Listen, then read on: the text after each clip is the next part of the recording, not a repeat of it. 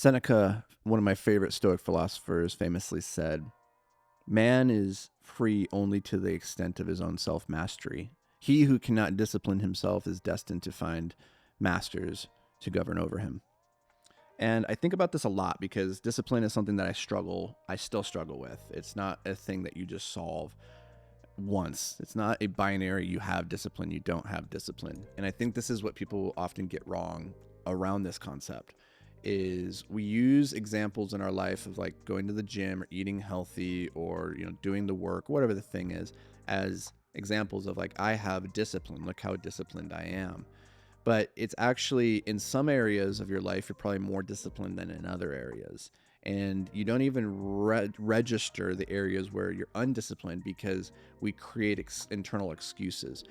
And it's so interesting because the human has evolved in this wild way between what I call the biological you and the modern you. The biological you had just one simple imperative, which was to keep you alive long enough to procreate. That was it. Like you are a biological machine whose only goal, only ambition is to survive and pass on your genes.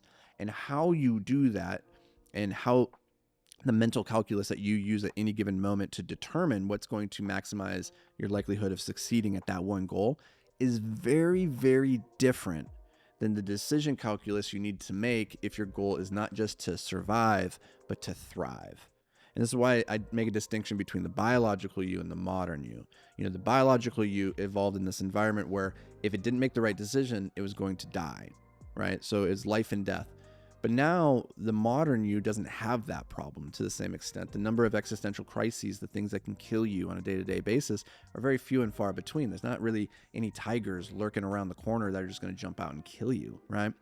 And so as a consequence of the civilization of man, we have rapidly in the last 100 years created this modern civilized environment where we no longer have to worry so much about life and death consequences, which has freed us and a lot of our bandwidth to start thinking about the bigger questions in life of how do we live a fulfilling existence? How do I maximize my potential, right?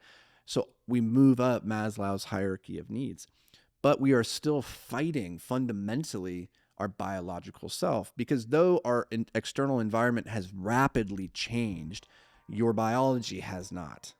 And so there's this battle that's being waged between the modern you that wants to thrive and wants to do great, hard, big, impressive, fantastic things to make the world a better place, and the biological you who really just cares about keeping you alive long enough to procreate. And so when we make decisions that don't move us towards our greatness, that aren't in alignment with our modern you, and we default to the biological you's decision calculus, people call that a lack of discipline, right? I didn't go to the gym because I just wanted to sit on the couch. I wanted to eat these Cheetos. I wanted to do this other thing. It's the difference between your wants and your needs. And so your biological you is always going to make sure that your needs are met, right? The modern you needs to figure out how to make your wants be taken care of. Now, you want to move towards your greatness, right? You want that for your life. You don't want to just live a meaningless existence. But that biological you is so damn pervasive. He's so powerful and slippery. He slips in quite often and distracts you and saps your discipline without you ever even realizing it. And what I've noticed is when you screw up and you make a mistake and you can identify, I lacked discipline in that moment, it can be very easy to say, I'm sorry, I screwed up, it won't happen again, right? You probably have said those words before. You've probably heard those words before. And it's one thing to say, I'm sorry, and to mean it. That's a lot of people say sorry, but they don't really mean it. So that's number one. You got to mean it. But just saying it's not going to happen again is saying somehow magically the modern you is going to win out over the biological you next time. But here's the thing. The biological you is more powerful than the modern you.